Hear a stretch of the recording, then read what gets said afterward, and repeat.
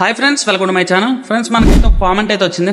అన్న, నేను gym start చేసి 4 months అయితే అవుతుంది, నాకైతే ఆకలి తగ్గిపోతుంది. నాకే కదా, జిమ్ చేసే వారికి కూడా ఆకలి అయితే తగ్గిపోతుంది. ఈ ప్రాబ్లం అయితే ఫేస్ చేస్తూ ఉన్నారు. సో దానికోసం ఒక సొల్యూషన్ అయితే చెప్పనేసి కామెంట్ అయితే వచ్చింది. సో ఫ్రెండ్స్, ఇది ఇతనికే కాదు, చాలా మందికి ఇలా జరిగి ఉండొచ్చు. సో ఈ వీడియో అయితే మీకోసమే. శరీరంలో జరిగే అసలు ఆట గురించి అయితే ముందు తెలుసుకోవాలి. సో ఆకలి ఎందుకు తగ్గిపోతుంది, దానికి సొల్యూషన్ ఏంటి, ఈ వీడియోలో ఫుల్ మొత్తంగా క్లారిటీగా ఎక్స్ప్లెయిన్ చేస్తా. వీడియో ఎక్కడ స్కిప్ చేయకుండా ఎండింగ్ వరకు అయితే చూడండి. అలాగే ఒక లైక్ అయితే వేయండి. ముందు ఆకలి తగ్గిపోవడానికి కారణాలు అయితే చూద్దాం. పెద్దవాళ్ళు చెప్పేవారు ఆకలి అంటే ఆరోగ్యమని. సో కానీ జిమ్ చేసేటప్పుడు, జిమ్ చేసేసిన తర్వాత ఆకలి తగ్గిపోతూ ఉంటే అది మీ బాడీ నుంచి వస్తున్న ఒక సిగ్నల్. సో దీనికి 5 రీజన్లు ఉంటాయి.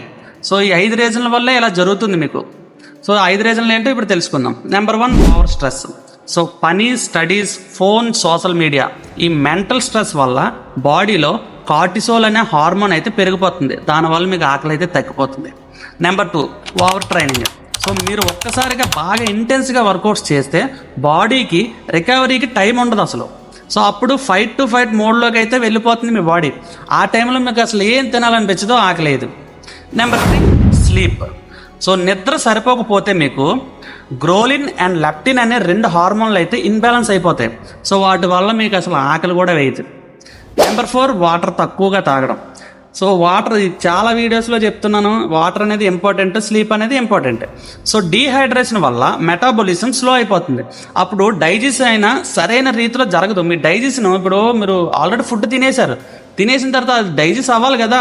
సో అది అవ్వాలి అంటే మీరు నీట్గా ఎక్కువ వాటర్ తాగాలి మెయిన్. సో వాటర్ మాత్రం important.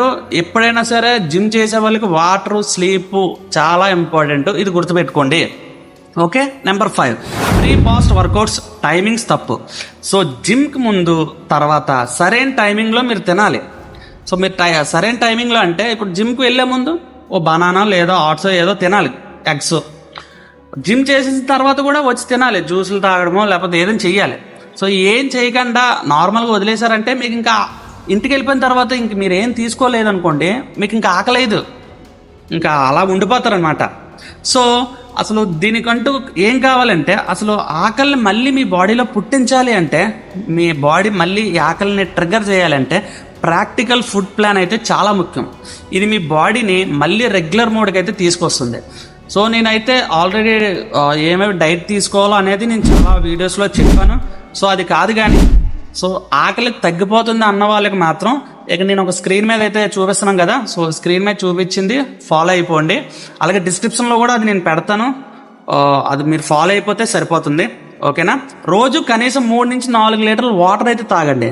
Fast foods, surgery items అయితే తగ్గించుకోండి. హార్మోన్లు, ఇమ్యూనిటీ పెరిగితే ఆకలి ఆటోమేటిక్గా మీకు వేస్తుంది. ఓకే. సరైన నిద్ర మాత్రం 7 నుంచి 8 గంటలు అయితే నిద్రపోవాల్సి ఉంటుంది. జిమ్ చేస్తూ ఆకలి తగ్గిపోవడం అనేది చిన్న ఇష్యూ అయితే కాదు. సో ఇదైతే మనం సాల్వ్ చేయొచ్చు. మీ శరీరానికి సిగ్నల్స్ వస్తున్నాయి అంటే దాన్ని ఇగ్నోర్ మాత్రం చేయకండి. ఓకే. మీకు ఆకలి వేస్తుంది అనేసి మీకు అనిపిస్తే వెళ్ళి తినడమే. ఓకే. దాన్ని ఇగ్నోర్ చేయకండి. దానివల్ల మీ బాడీయే డ్యామేజ్ అవుతుంది, మీ హెల్త్ ఇష్యూస్ వస్తాయి. సో చాలా జాగ్రత్తగా ఉండండి. ఈ వీడియోలో చెప్పిన diet plus sleep plus time follow అయితే వితిన్ 1 వీక్లో మీరు ఖచ్చితంగా రిజల్ట్ అయితే చూస్తారు. ఓకే. అలాగే మీకు ఈ వీడియో కానీ యూజ్ఫుల్ అయితే లైక్ చేయండి. ఇంకా అలాంటి ఫిట్నెస్ డౌట్స్ ఏమైనా ఉంటే కామెంట్లో అయితే రాయండి. నెక్స్ట్ వీడియో మీ డౌట్ మీదే చేస్తా.